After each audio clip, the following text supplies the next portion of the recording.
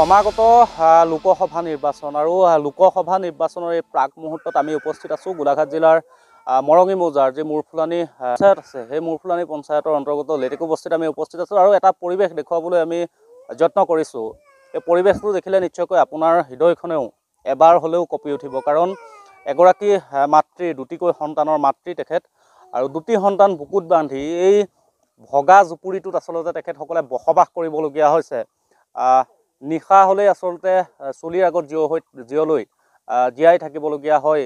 এই মাতৃগৰাকী আচলতে দুটি সন্তান বুকুত বান্ধি এনেদৰে এই জুপুৰিটোত এটা জুপুৰিত আচলতে বসবাস কৰিবলগীয়া হৈছে। কিন্তু এই মহিলাগৰাকীৰ যি দুখ আছে, যি বেদনা আছে, সেই বেদনাৰ বুজ ল'বলৈ, সেই দুখৰ বুজ ল'বলৈ কিন্তু এই স্থানীয় যিসমূহ জনপ্ৰতিনিধি আছে, যিসমূহ জনপ্ৰতিনিধিয়ে নিৰ্বাচন আহিলেই এইসকল জনতাৰ ওচৰলৈ আহে, সেই জনপ্ৰতিনিধিসকলে কিন্তু এই মাতৃগৰাকীৰ খবৰ ল'বলৈ বছৰ বছৰ ধৰি সময় নাপালে, আহৰি নাপালে। মই ভিতৰৰ পৰিৱেশটো দেখুৱাই যাবলৈ যত্ন কৰিছোঁ।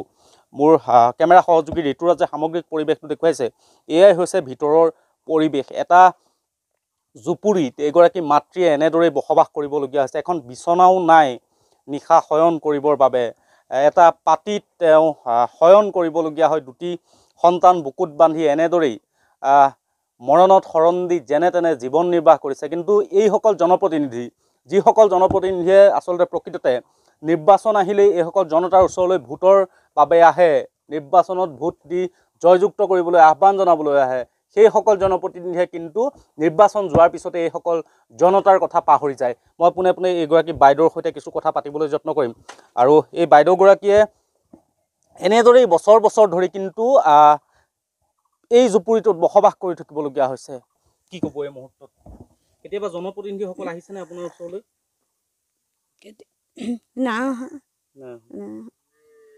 দিম বুলি কৈছে, দিম বুলি কৈয়ে থাকে, দিয়াই নাই আজিলৈকে। মই এইটোকে অনুৰোধ জনাইছোঁ যে অতি সোনকালে মোক বাঁহৰ ভগা হ'লেও বাঁহৰ হ'লেও যাতে মোক ঘৰটো দিয়ে।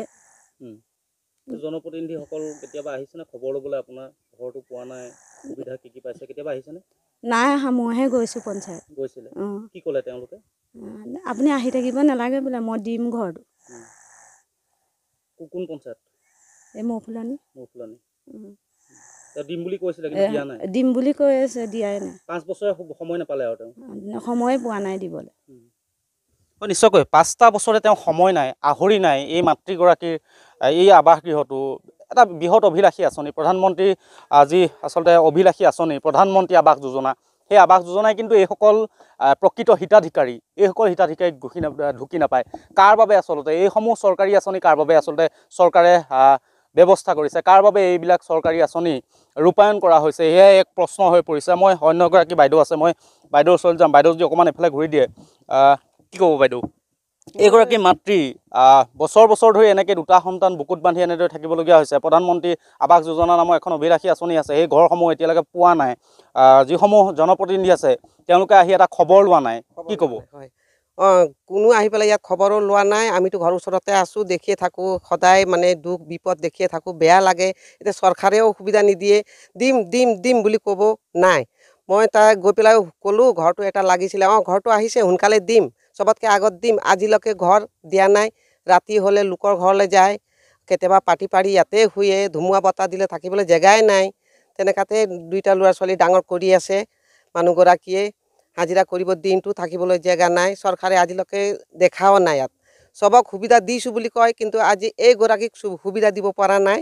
এইগৰাকীয়ে কিমান কষ্ট ভুগি আছে এইটো দেখা নাইনে চৰকাৰে? আজি কমচে কম ঘৰ এটাতো দিয়াহেঁতেনতো, হাজিৰা কৰি হ'লেও ঘৰটো থাকিব পালেহেঁতেন।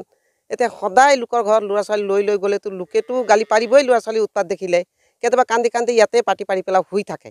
এইটো মই দেখোঁ, ঘৰ ওচৰতে আছোঁ যেতিয়া দেখোঁ, মই বেয়া লাগে। কিন্তু বেয়া লাগিলে কি কৰিম, চৰকাৰে সুবিধা নিদিয়ে। মই গৈ পেলাই ক'লোঁ ঘৰটো আহিছে, দিম, সোনকালে দিম, চবতকৈ আগত দিম। আজিলৈকে দিয়া নাই। এনেকুৱা জুপুৰিয়ে নেদেখে নেকি? কাপোৰ দি ঢাকি ঢাকি বেৰ চেৰ নাই, তেনেকুৱাতে বহি আছে মানুহগৰাকী, চৰকাৰে নেদেখে। কিন্তু এয়া এতিয়া আৰু ল'ৰা ছোৱালী কান্দি আছে, হাজিৰা কৰিবলৈ গৈছে, ল'ৰা ছোৱালী এতিয়ালৈকে খাবলৈ পোৱা নাই, এমুঠি কান্দি আছে ল'ৰা ছোৱালী। চৰকাৰেও দেখি নাপায়, ৰাইজেও দেখি নাপায়, কৰিম কি? কোনো সুধিবলৈও নাহে ইয়াত।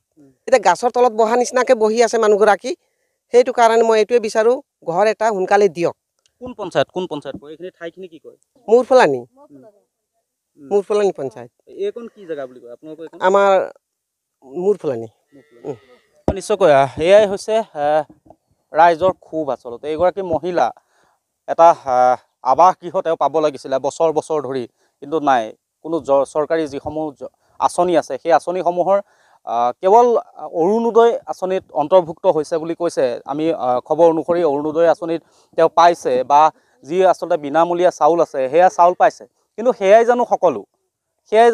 এটা পৰিয়াল, এগৰাকী মাতৃ দুটাকৈ সন্তান বুকুত বান্ধি এনেদৰে আছে এটা জুপুৰিত।